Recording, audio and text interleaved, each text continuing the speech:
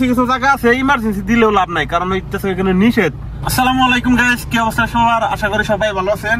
তো আজকে একটা নতুন কিছু শিখাবো আপনাদেরকে। সৌদি আরবে গাড়ি চালানোর সময় আপনাদের কিন্তু এগুলো কামে লাগবে, এগুলো আপনাদের দরকার। দেখেন দুইটা বাতি জ্বলতেছে, এটার মানে কি আপনারা হয়তো অনেকে জানেন না ভাই। সৌদি আরবে যারা গাড়ি চালাবেন সবাই এগুলো জানা উচিত। আপনি যদি এগুলো না জানেন তাহলে আপনি গাড়ি চালাবেন ঠিকই, কিন্তু আপনার প্রতি মাসে মাসে দেখবেন অনেক টাকা জরিমানা হইতেছে। ঠিক আছে, কেমনে জরিমানা হবে আর জরিমানা থেকে কিভাবে বাঁচবেন, তো সেই বিষয় নিয়ে কিন্তু আজকের এই ভিডিওটা আপনারা যদি বেশি বেশি দেখেন, ফুল ভিডিওটা দেখেন, তাহলে অনেক কিছু শিখতে পারবেন।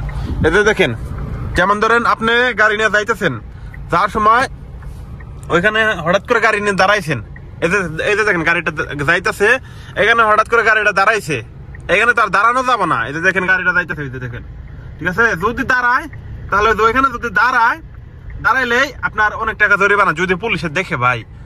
আর যদি আপনি এই যে আমি যেটা দিছি, এই যে দেখেন, এটা হচ্ছে ইমার্জেন্সি, এখন কিন্তু দেয় নাই।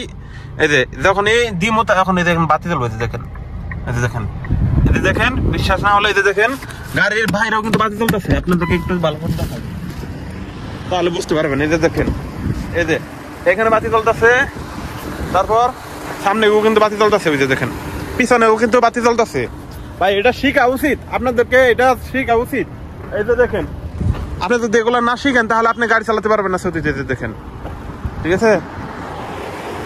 তো সৌদি আরব গাড়ি চালাতে হলে এগুলো আপনার মানা উচিত, তো এগুলা জানতে হবে ভাই, ঠিক আছে। এগুলো না জানলে গাড়ি চালানো সমস্যা।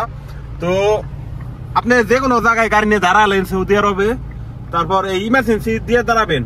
আর সব জায়গায় কিন্তু ইমার্জেন্সি দিলেও লাভ নাই, কারণ কিছু জায়গা আছে ইমার্জেন্সি দিলেও লাভ নাই, কারণ এখানে নিষেধ, দাঁড়ানোই নিষেধ। আপনি যদি এখানে দাঁড়ান ইমার্জেন্সি দিয়ে তাহলে সমস্যা। হয়তো অনেকে জানে, আবার অনেকে জানে না। আবার যারা জানে তারা বলতেছেন হয়তো যে দেখ এটা কোনো শিখানোর কোনো একটা কিছু আছে।